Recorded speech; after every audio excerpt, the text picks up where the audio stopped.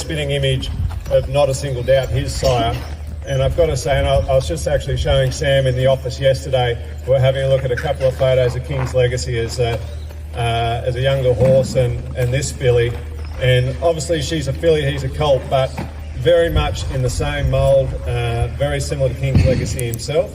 Obviously just a female version, but she's got some lovely strength about her, and she was probably the bargain buy the sale there at the Inglis Classic. It's a sale that we've had a lot of luck out of in the past with Group 1 winners like Peggy Jean, who was probably a similar horse we got particularly cheap out of there. I think she was only 46,000 before she went on to win a Group 1 and about $1 million in prize money, and then sold for $1 million as a broodmare afterwards. This filly comes from a really strong stakes winner producing family, and when you get these well-bred fillies, it is a big bonus when we're talking residual value down the track. Obviously, most people when they're getting into these horses, they're just thinking about the race career, which is probably obviously the primary objective. We want to have fun on the racetrack. Hopefully we have some good success along the way, but if you can get one that's well-bred, performs well, or the residual value when you sell them after their racing career can be a massive bonus. So we had Real in Ruby, one that Sam was involved in. There's another filly that did particularly well. We sold her for $950,000 at the end of her race career, along with who else? Missile Mantra was another filly that we bought cheaply for about 30 grand from the Magic Millions. Again, sold for $950,000. There's been quite a few stories along that way where we've been managing to find good value fillies, often by first season size, where we can get that really high quality type at better affordable value, and this filly certainly fits that mould. And she's just full of common sense. Look at her.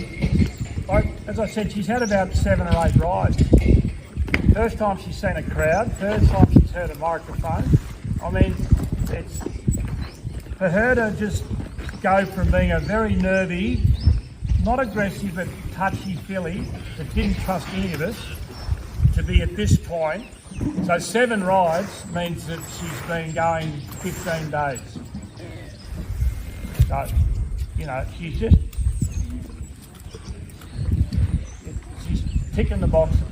Having those quick learners is a real added benefit. You know, we are hoping that she'll be an earlier runner, so that getting that mental attitude right and learning the job that's ahead of her, which is obviously step by step, slowly but surely, but it's a big bonus. And when I say that she very much reminds me of King's Legacy himself, it's right down to the brand on her shoulder, where she was bred at Segenhoe Stud, probably what I consider the most successful, smart breeders in the country. They do an outstanding job, and it's always a vote of confidence buying off them. Well, the other thing too about that farm, Chris, is that Segenhoe Stud was one of the first stud farms established in the Hunter Valley in the early 1800s, and the reason they bought that land on the Hunter River and then the country that went up on the eastern side is because it's full of limestone. And they grew all their young horses up on that really strong limestone country, which fills their bones full of strength. And it's just gone on and on and on. It's a great farm. They take photos, that's fine. So the bit is in her mouth. This is what we call a roller. 5 times out of 10, when you put a roller on a yearling for the first time, it farts and bucks and jumps, and you know, you've got to be awake because it can jump on you. You've got to be prepared for it. We have a long lead on it, so Will can get it to lunge around him. But you'll notice when she's going around, when a filly's relaxed, when the yearling's relaxed, she's just wanting to be with him, and that's good. So he's going to chase her away. But you'll notice when she's working around him, her inside ear is twisted towards Will. Okay? That means she's concentrating on him. The other thing you'll notice is that her tail is very relaxed. It's out, it's not jammed in to her backside. So there, the ear is telling you that she's focusing on Will. The tail is telling you that she's relaxed. Right? And that's fine. A little bit of a hop around is fine.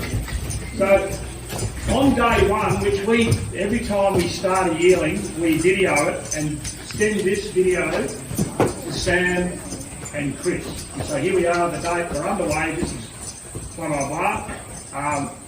So they know that we've started. They can then send that on to people if they so wish.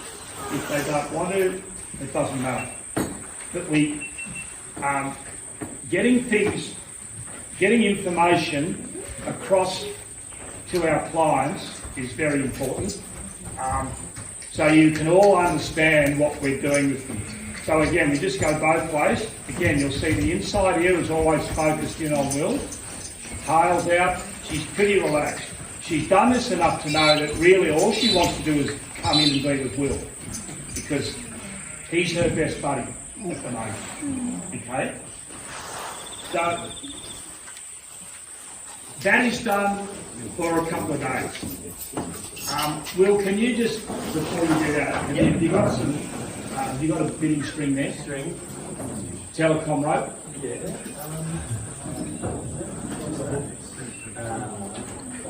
Is that string there? Perfect, thank you.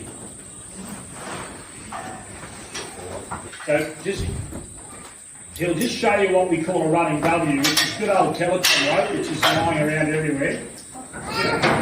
Let me tell you that the telecom rope we use here is the only government assistance we get.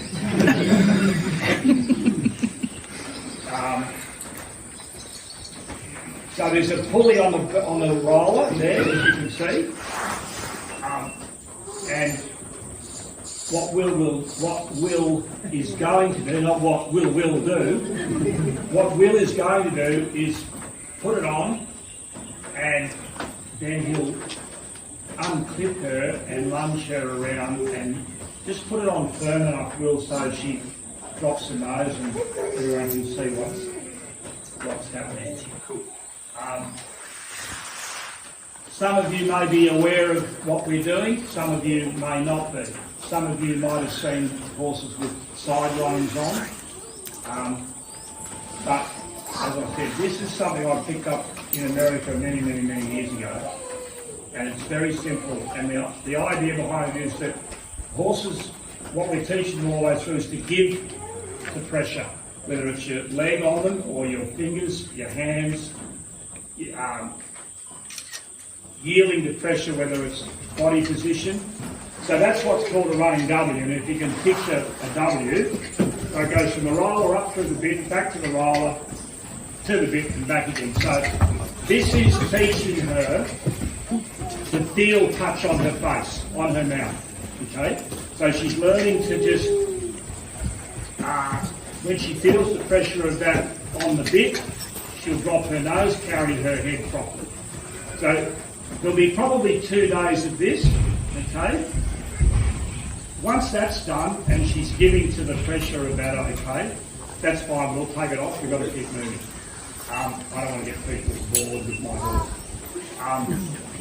Then from this side, that point there has probably taken 3 days to get to that point. And when I say 3 days, 3 seconds, and that's what you do on days like today. I'm going to go out in front of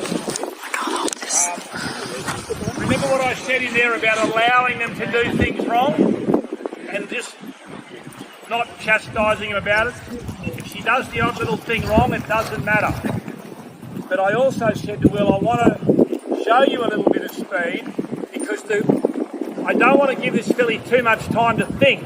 So by going a bit quicker, she's got to concentrate on that and not so much you and Will and everything else that's going on. So let's see a little bit of King's Legacy Jenga speed. And get up, mate. And I'll drop it and leave you alone. Okay. So, look at her action. Watch where her legs are. Watch where her head is. Watch where her ears are. That she's concentrating on Will. You keep going, mate.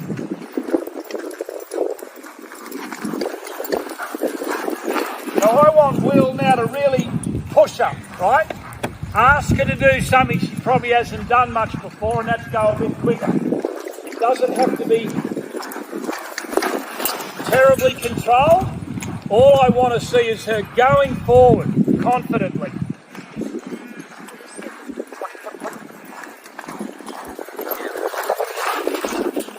And then when you're ready, we'll just change direction and go the other way. You can all watch this and have that little green going round the back of your head as to her cantering back to scale after winning. All right? Those famous red colours on.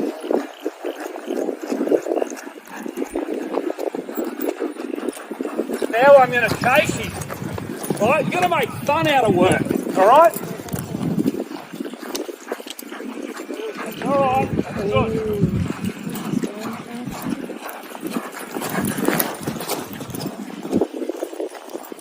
I want her to look back at me and think, what am I doing? You're part of her learning.